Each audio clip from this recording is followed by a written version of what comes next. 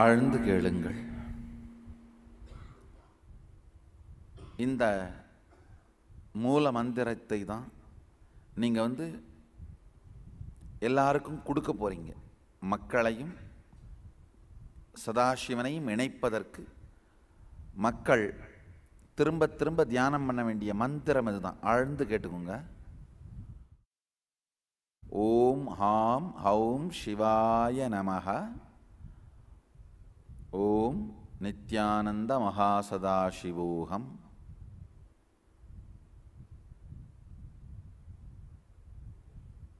முதல்ல சமய தீட்சை மந்திரமும் அதுக்கு பிறகு மகாவாக்கியமும். ஓம் ஓம் ஹாம் ஹௌம் சிவாய நமஹ. இது சமய தீட்சை மந்திரம். அதுக்கு அடுத்து இந்த மகாவாக்கியமான ஓம் நித்யானந்த மகாசதாசிவோகம். இந்த ரெண்டையும் இணைத்து ஓம் ஹாம் ஹௌம் சிவாய நமஹ. ஓம் நித்யானந்த மகாசதாசிவோகம். இந்த ரெண்டையும் ஒன்றா இணைத்து கொடுங்கள். நீங்கள் அமைதியாக நிமிர்ந்து உட்காருங்க. உங்களுக்குள்ள இந்த மந்திரத்தை விதைக்கின்றேன். அதுக்கப்புறம் நீங்கள் மற்றவங்களுக்கு கொடுக்கலாம். ஓம் ஹாம் ஹௌம் சிவாய நமஹ.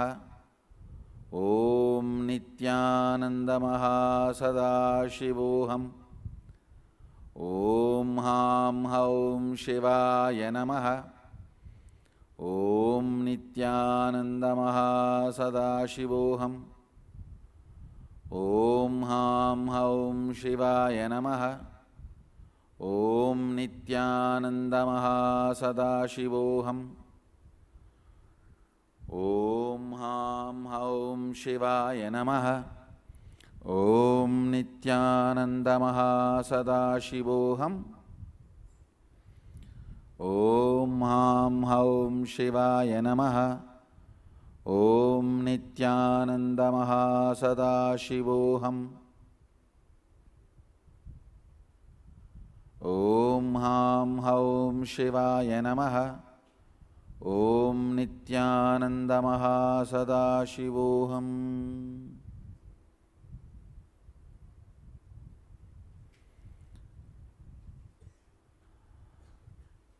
கண்களை திறக்கலாம்.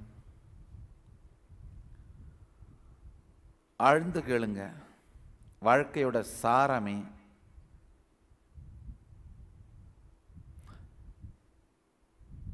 சதாசிவனுடைய சக்திகளை மலர வைப்பதும், சதாசிவத்துவ நிலையை வாழ்வதும், இந்த கம்ப்ளீஷன் நிர்விகல்ப நிலையை வாழ்வதும், தொடர்ந்து சதாசிவ நிலையில் இயங்குவதும், இந்த 4 தத்துவங்களை சார்ந்தே சிந்தித்தல், இயங்குதல், சதாசிவ சக்திகளை வெளிப்படுத்துதல். இதுதான் மொத்த வாழ்க்கையின் சாரம். அங்கிருந்து இருக்கிற இடத்துலேருந்து அதை பண்ண முடிஞ்சதுன்னா பண்ணுங்க. இல்லை சூழ்நிலை அந்த அளவுக்கு உபயோகமாக இல்லை அப்படின்னா இங்கே வந்து உட்காந்து பண்ணுங்க. நல்லா தெரிஞ்சுங்க, உங்கள் வாழ்க்கை உங்களை யூஸ் பண்ணுற சில பேருக்கு பணம். ஒருத்தர் ஒரு விதமாக உங்கள் வாழ்க்கையை பார்க்குறாங்க, உங்கள் டைமை பார்க்குறாங்க. உங்கள் பையனுக்கு பைக்கு, பொண்ணுக்கு ஓட்டுற பைசைக்கிள் இல்லை ஸ்கூட்டி, மனைவிக்கு அவங்க போட்டுக்கிற புடவை, உங்கள் பாஸுக்கு அவருக்கு வர லாபம். ஒருத்தரும் ஒரு மாதிரி உங்கள் டைமை பார்க்குறாங்க. ஆனால் உங்கள் டைம் உண்மையில் என்னென்னா உங்கள் வாழ்க்கை. உங்கள் டைமை எதுக்கு செலவு பண்ணுறீங்களோ அதுக்கு தான் உங்கள் வாழ்க்கையை செலவு பண்ணிகிட்ருக்கீங்கன்னு அர்த்தம். உங்கள் வாழ்க்கையை எதுக்கு செலவு பண்ணணும்? நீங்கள் செலவு பண்ணுற ஒன்று உங்கள் வாழ்க்கையையே செலவு பண்ணுற அளவுக்கு ஒர்த்தானதா அப்படின்னு யோசிங்க. இல்லை முதல்ல 5 வருஷம் வீடு, காரு இதுக்கெல்லாம் செலவு பண்ணிடுறேன், அதுக்கப்புறமா அந்த ஸ்பிரிச்சுவல் ஆன்மீக சாதனைகள், சதாசிவ சக்தி இதுக்கு தான் செலவு பண்ண போகிறேன். நடக்காது. முதல் 5 வருஷம் என்ன பண்ணுறீங்களோ அந்த பேட்டர்ன் ஸ்ட்ராங் ஆகிடும். அதுக்கப்புறம் இன்னும் காருக்கு பதிலாக பெரிய காருக்கு போகலாம். அதுக்கப்புறம் அந்த காரை மெயின்டைன் பண்ணுறது யார் பண்ணுவாங்க? காரனை சும்மா வச்சிருந்துட முடியுமா? சும்மா வச்சிருந்தா அப்புறம் தள்ளிட்டே போக வேண்டியதான். பார்க்குறாங்க இப்போ இந்த காரை யார் வச்சுருந்தாங்க முதல்ல அப்படின்னு.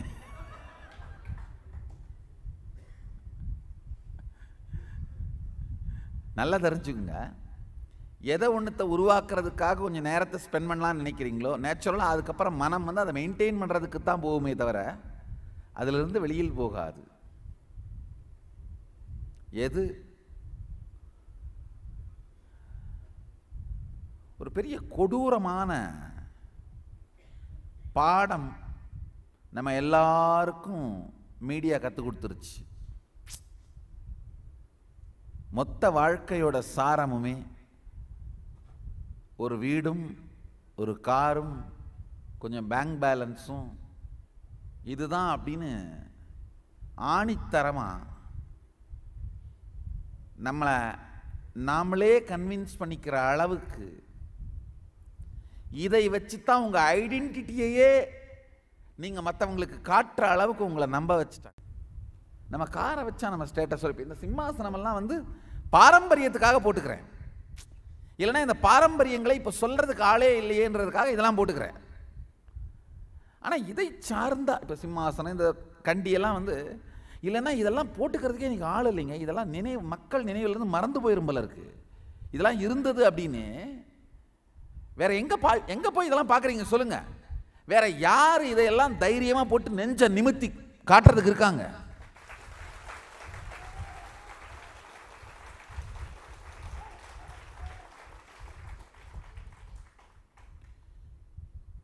ஸோ இதெல்லாம் அழிஞ்சிடக்கூடாதுன்னு நானே இதெல்லாம் ரிவைவ் பண்ணுறேன், அது ஓகே.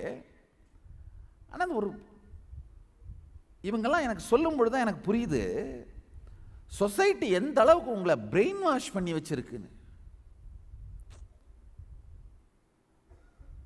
தேவைக்கு ஏற்றார் போல் பொருட்கள் கிடையாது,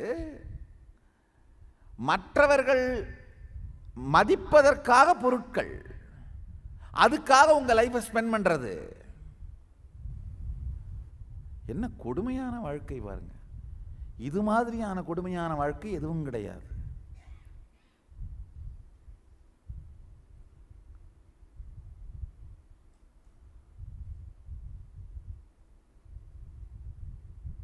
வாழ்க்கையில் ஒரு பிளைண்ட் ஸ்பாட் இருக்கலாம். ஒரு நல்ல விஷயம்,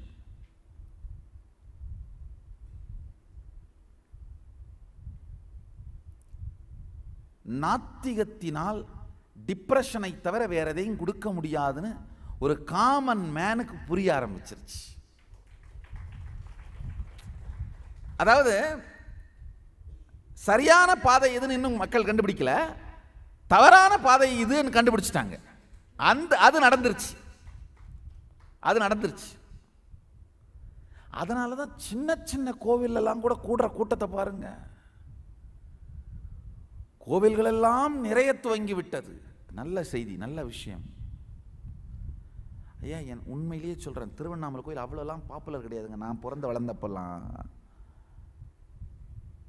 வளர்ந்தப்பெல்லாம் கருவறை வரைக்கும் நேராக நான் பல தரம் போயிருக்கேன். மொத்தமாக 3-4 சிவாச்சாரியார்கள் தான் இருப்பாங்க. இவ்வளோ பேர்லாம் இருக்க மாட்டாங்க. இந்த சிவாச்சாரியார்கள் என்ன பல தரம் என்ன பண்ணுவாங்க, நாங்கள் இந்த வாலண்டியரிங் போய் இதெல்லாம் கழுவி விடுவோம். லிங்கத்தை மட்டும்தான் அவங்க கழுவுவாங்களே தவிர கருவறை உள்ள கிளீன் பண்ணுறதுலாம் நீ ஏன் பண்ணிட்டு வந்துரு சாமி அப்படிம்பாங்க. ஏன்னா ஆள் இல்லை, அவ்வளோ பேர் தான் மொத்தமே. மக்கள்லாம் வரமாட்டாங்க. ஒரு நாளைக்கு மொத்தமாக மக்கள் அப்படின்னா அதிகபட்சமாக ஒரு 50லேருந்து 100 பேர். நான் வந்து ரொம்ப நாள் முன்னாடி கதையெல்லாம் சொல்லலை, 30 வருஷத்துக்கு முன்னாடி கதையை தான் சொல்கிறேன். 30 ஆண்டுகளுக்கு முன்னாடி தீபம் அந்த மாதிரி விழா காலங்களில் மட்டும்தான் சில 1000 பேர் அல்லது ஒரு 1,00,000 பேர் அளவுக்கு வருவார்கள். மலை சுத்துறவங்க, இந்த உள்ளூர் மக்கள் திரள்றது, அவங்கெல்லாம் அவ்வளோதானே தவிர ஃபர்ஸ்ட் ஆஃப் ஆல் இந்த அளவுக்கு அப்போ பாப்புலேஷனும் கிடையாது. 30 வருஷத்துக்கு முன்னாடி அந்த பாப்புலேஷனுக்கு இந்த அளவுக்கு நம்முடைய பாரம்பரியத்தின் மீது நம்பிக்கையும் இல்லாமல் இருந்தது. நாத்திக பாதை தவறுன்னு மட்டும் மக்களுக்கு தெரிய ஆரம்பிச்சிருச்சு. இப்போ அவங்களுக்கு பாதை காட்ட வேண்டியது நம்முடைய பொறுப்பு தான். நல்லா தெரிஞ்சுக்குங்க, வாழ்க்கையே ஒரு பெரிய பிளைண்ட் ஸ்பாட்டா வாழ்ந்துட்டோம்னா வீணா போயிடும். பிளைண்ட் ஸ்பாட்னா என்ன சொல்ல வரேன்னா, ரொம்ப நாளுக்கு அப்புறம் கண்டுபிடிக்கிறது, ஐயோ ரொம்ப டைமை வேஸ்ட் பண்ணிட்டோமோ, ரொம்ப லைஃப்பை வேஸ்ட் பண்ணிட்டோமோ.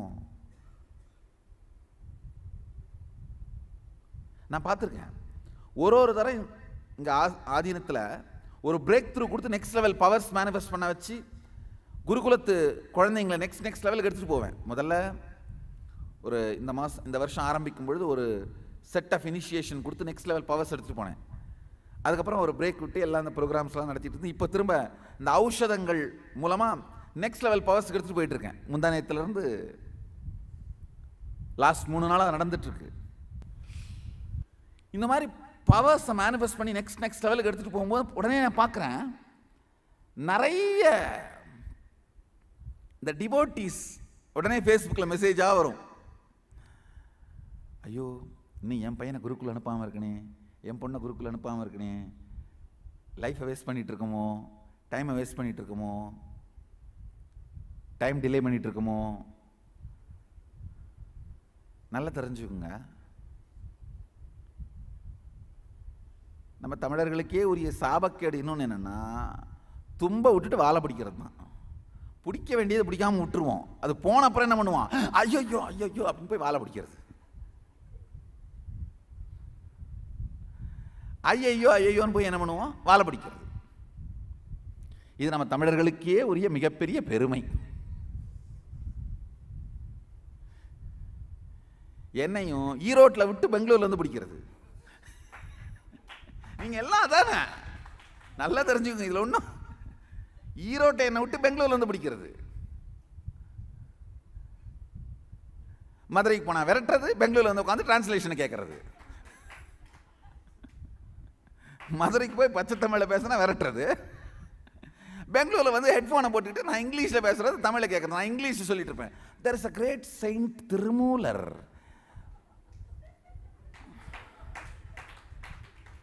அப்படின்னு அதை அவங்க டிரான்ஸ்லேட் பண்ணுவாங்க. திருமூலர் என்கின்ற மிகப்பெரிய ஜீவன் முக்தர் தமிழ்நாட்டில் வாழ்ந்து வந்தார். அதை ஹெட்செட் போட்டு டிரான்ஸ்லேஷனை கேட்கறது. செந்தமிழ் அப்படியே நான் பொழிஞ்சு மந்திரம் பொழியும் மாமணிநாதன் திருமூலன் திருவாக்கை செந்தமிழை ஆங்கிலத்தில் செப்பி அதை கொண்டை மாட்டி தமிழில் கேட்கும் ஐயோ கொடுமையே.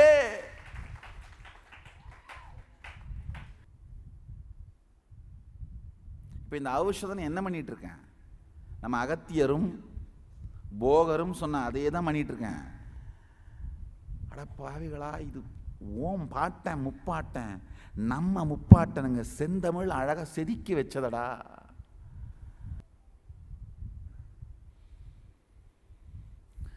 சாமி தமிழில் பேசணும், தமிழ்நாட்டுக்கு நான் என்ன கொடுக்கணும்னு நினைக்கிறேனோ அது கொடுக்கணும் அப்படின்னா அது இப்போ உங்கள் கையில் தான் இருக்குது. மொத்தமாக நம்முடைய தமிழுக்கே உரிய மிகப்பெரிய ஒரு ஞான பரம்பரையை தமிழில் இப்போ சொல்கிறதுக்கே யாரும் ஆள் இல்லைங்கய்யா. நல்லா புரிஞ்சுக்குங்க.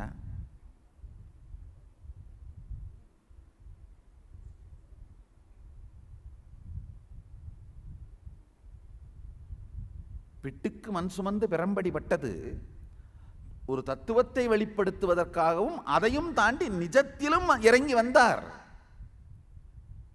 இந்த நிஜத்திலும் இறங்கி வந்தார்னு இறங்கி வந்தவங்க சொன்னா மட்டும்தான் புரியும்.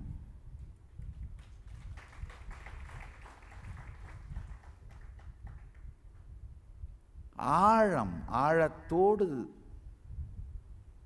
நம்முடைய ஞான பரம்பரையை சொல்வதற்கு ஆளில்லாமல் போனது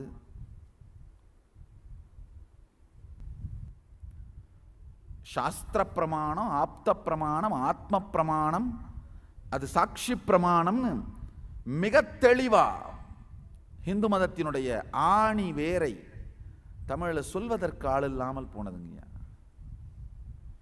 யாராவது ஒழுங்காக அந்த வேலையை செஞ்சுட்டு இருந்தா கூட நான் என்ன பண்ண, சரி நம்ம இங்கிலீஷ் வேலையை கவனிப்போம் விடு அப்படின்னு விட்டுருவேன். இல்லாமல் போனதுனால அதை விடுறதுக்கும் மனசு வரல.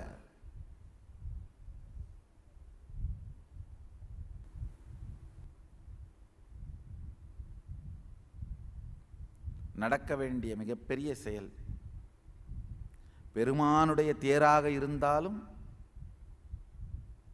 4 பேர் சக்கரத்தை உருட்டினாத்தான் ஓடும். சக்கரத்தை உருட்ட வேண்டிய 4 பேர் நீங்க தான்.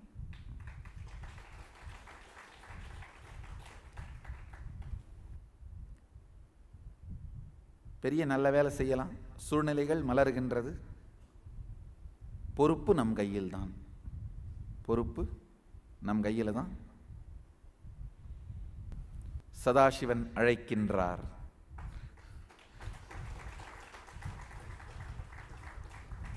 உலகத்திற்கு இந்த அழைப்பை கொண்டு சென்று சேர்ப்பது நம் கடமை. வருவதும் வராததும் அவர்கள் உரிமை. ஆனால் சதாசிவன் அழைக்கின்றார் அப்படிங்கிற செய்தியை கொண்டு சென்று சேர்ப்பது நம் கடமை. நம்முடைய பொறுப்பை செய்வோம். அதுக்கு மேல இறைவனுடைய செயல். நீங்கள் எல்லோரும் நித்யானந்தத்தில் நிறைந்து, நித்யானந்தத்தில் மலர்ந்து, நித்யானந்தமாகிட ஆசீர்வதிக்கின்றேன். நன்றி. ஆனந்தமாக இருங்கள்.